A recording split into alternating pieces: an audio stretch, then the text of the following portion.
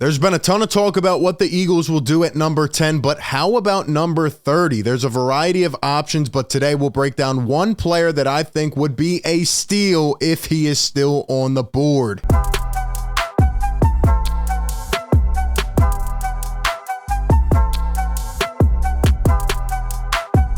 What is going on, everybody? Welcome into A to Z Philly, your number one home for Eagles coverage. Hit the like button if you enjoy this show. Be sure to subscribe and hit that bell down below. That way you don't miss any of the content. We'll be breaking it down all the way up until the draft. RB back, bringing you the latest from the link. And today we will discuss the later first round pick. Yes, the one that everybody seems to be forgetting about. But there are a lot of options. And let me tell you something. I think there actually could be some movement on draft night. Will it happen? I don't know. But before we break all of it down, shout out to the sponsor here of today's video, BetMGM.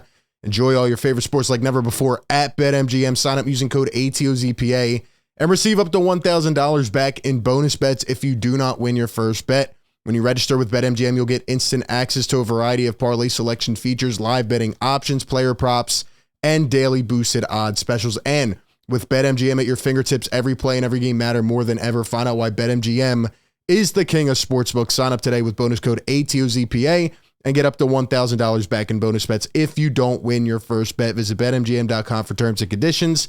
21 years of age or older to wager. Pennsylvania only. New customer offer. Bonus bets expire 7 days from issuance. If you or someone you know has a gambling problem, call 1-800-GAMBLER. All right, let's get into it, man. So, the man of the day. We've talked about a variety of options at number 10, but number 30, here's the guy right here. Here's the guy right here. If the Eagles decide to stay, cornerback Joey Porter Jr. from Penn State. And according to Aaron Wilson here, this was yesterday, Joey Porter Jr. will be indeed meeting with the Philadelphia Eagles very soon for a pre-draft visit. Now, that doesn't mean much. There are a lot of guys meeting with a lot of teams, but this guy is definitely on the radar.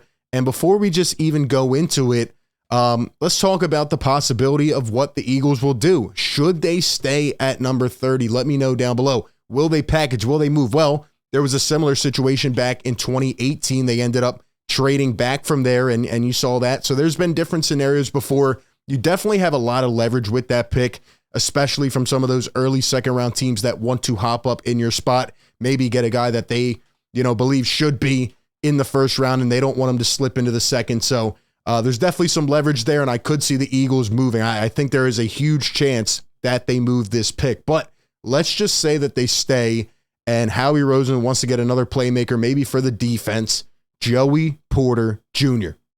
Now, you may be sitting there looking at me crazy. RB, why would the Eagles draft a corner? They just re-signed Big Play Slay. They just re-signed Bradbury. That's what you wanted them to do. Yes, absolutely 100%. But let me respond with this. We thought that the Eagles weren't going to draft a quarterback years ago when they signed Carson Wentz. And what'd they do? They drafted Jalen Hurts. My point being, you can never underestimate Howie Roseman. This man is thinking 10 steps ahead. And honestly, I'm not going to put anything past the guy. You never, ever know. This guy is really talented. Maybe they could draft him and trade him somewhere. You never know. So you need to keep your eyes and your options open. At least that's what I've learned from having Howie Roseman as the Philadelphia Eagles GM over the years. Now, Joey Porter Jr., obviously, again, would be an interesting pick, Slay and Bradbury here until 2025. But what about the days of developing a guy, right? How about bringing Joey Porter Jr. in, a guy who played at a pretty good school in Penn State, and, letting him learn behind some of the best in James Bradbury and Darius Slay. The Eagles have met with Christian Gonzalez from Oregon, Devin Witherspoon, who we talked about a couple weeks ago, and now Joey Porter Jr. Now, I've seen a lot of mock drafts, and I can't put, my finger on it as to where this guy is going to go. I really don't know. I've seen Joey Porter Jr. in the mid-first round, 15, 16, 17, 18. I've seen him at the end of the first round, around 28, 29, 30. I've seen him in the second round. I don't know. This is a deep draft when it comes to corners, and that's another reason that Howie Roseman could look out there and say, all right, let's go pick ourselves up a playmaker, right? Maybe a guy, God forbid, gets injured. Maybe a guy, wants to trade. You never know what is going to happen with this team. The Philadelphia Eagles have to be prepared to even move on to the next step past this following year, and having a guy that could develop, behind some of the best in the league, in my opinion, one of the best duos, if not the best, is always a good thing. But I do think these three corners are going to be the guys. I just don't know which one's going to go first. And, it'll be interesting to see how it plays out on draft night. Now, I want to talk about Joey Porter Jr. a little more. Here's a quote. Shout out to 97.5 The Fanatic. They had an article just giving some different facts and stuff about Porter Jr. I watched, some of his stuff. I went back and really the thing that pops off the screen to me is he's very tall, man. He is a over-the-top type of corner. Yes, he might, have a little bit deficiency in terms of speed getting to the ball, but I do think his length makes up for it. And this guy's got some swagger to him. He has some confidence, and I like it. And here's a quote from some of the Penn State coaches when they, asked about his character. And I really like this quote from Joey Porter Jr. He says, quote, "Coming into college, everybody in high school is thinking that they're the man. They are the guy. They should get this and that. That's what I thought when I came in. I felt like I was the man. I was the next guy up."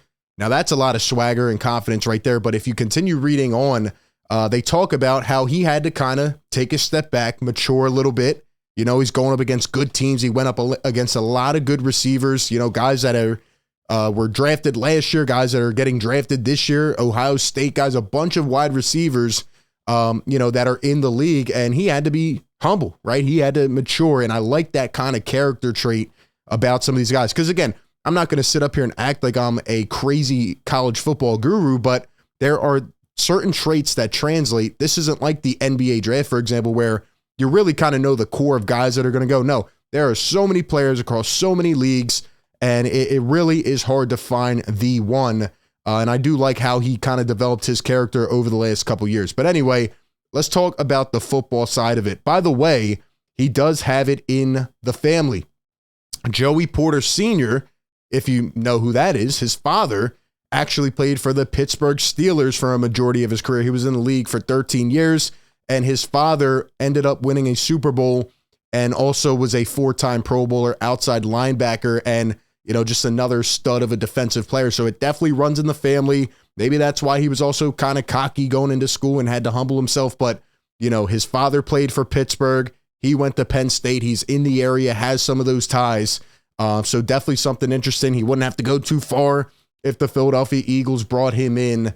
But let's talk about Joey Porter Jr. So Joey Porter Jr. from Bakersfield, California, Penn State, 6'2.5". Like I said, he's an over-the-top type of corner, 193. And in terms of his combine results, he came in at number 9, but he is probably a top 3 corner in this draft. Again, very deep. You could see a lot of guys going. I think, usually those top 15 or maybe top 10 guys, you kind of know who it's going to be. Usually a couple surprises sprinkled in. But once you get past there, you never know. Guys are moving up, down, teams are trading back. I mean, a lot of stuff going on. As it says here, the son of former Steelers star Joey Porter, first team All-State pick at North Allegheny High School. And Porter was a third-team All-Conference pick in 2021 with 13 games played, 51 tackles, an interception, 4 pass breakups. And then this last year, first-team All-Conference. You can see the growth. You could see the maturity. He won the team's most valuable defensive player award, 27 tackles, 11 pass breakups in 10 starts. He went up against a lot of good teams. He went up against Ohio State, who obviously is probably going to have a first-round wide receiver. And I believe his quarterback rating against him was only something in the 60s. So definitely an impressive stat line from Joey Porter Jr. And then his overview: an ascending cornerback combining traits and above average play strength that creates a clear definition of who he is. He has been described as more of a press man corner, which I do like, and not really acclimated to be a zone guy. I don't think he's a guy who could obviously push into the nickel. He's not too much of a versatile player, but depending on what type of defense you want to play, which is actually the defense I would prefer the Philadelphia Eagles to always play, but they never do. This is a guy who likes to get physical, get up at the line, get on these wide receivers. And I wish the Eagles, and I hope the Eagles with Sean Desai decide to kind of alter their defense a little bit, but definitely a guy I could see fitting in a Sean Desai defense. He's the most physical rerouter in this year's draft. Smart hand usage helps cover when the feet are late. Recovery and length to swat away what would-be catches underneath. So seems like a very smart player. Seems like a guy who has good technique, good form. But will have to, increase his size, his speed, his durability as he gets up to the next level. He's going to go against grown men now. Weaknesses here, noticeable delay in transitions from press. So, trying to move around the field, struggles to slide and match release quickness, not twitchy enough to match a complex route. Lacks change of direction quickness as an open field tackler, probably something he definitely wants to work on. Sources tell us, quote, he can't change direction well, but he's strong and physical, so put him in press and let him play in the receiver's pocket all game. Could you imagine a Slay and Joey Porter Jr. physical up on the line? I mean, it would be beautiful. It would be beautiful. Very deep corner draft and a guy that honestly kind of intrigues me. I mean, back then, a couple years ago, you'd ask me about this. I'd say, heck no. Why would you even think in this direction? But Howie Roseman always has a plan, and he will always look to the future. So could Joey Porter end up as a Philadelphia Eagle if they keep the pick? I do think it's a realistic possibility. He may not be there, though. There is a lot of talk about him going mid-first round. We'll see how it plays out. Give me your thoughts. Where do you want the Eagles to go with the 30th overall pick? Give me all your thoughts down below. Appreciate everybody for tuning in. Be sure to like, comment, and subscribe. And with that being said, I will catch you all on the next one. Peace.